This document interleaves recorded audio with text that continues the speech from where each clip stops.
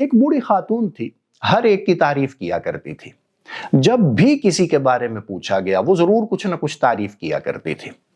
تو ایک دفعہ ایک صاحب نے سوچا کہ میں اس بڑھیا کو لاجواب کرتا ہوں اور میں جا کے کسی ایسے کے بارے میں اس سے پوچھتا ہوں کہ یہ تعریف کر ہی نہیں سکے گی۔ لوگ بھی اس نے ساتھ لیے اور بڑھیا کے پاس پہنچ گیا اور بڑھیا کو جا کے کہنے لگا کہ ماسی، آپ کی شیطان کے بارے میں کیا رائے ہے، ابلیس کے بارے میں کیا رائے ہے؟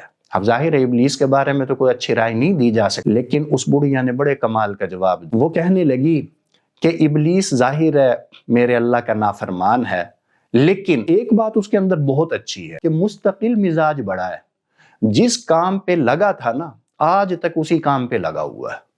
تو اس لیے میرے بھائیو، جس نے اچھائی دیکھنی ہو نا وہ ابلیس کے اندر بھی دیکھ لیتا ہے۔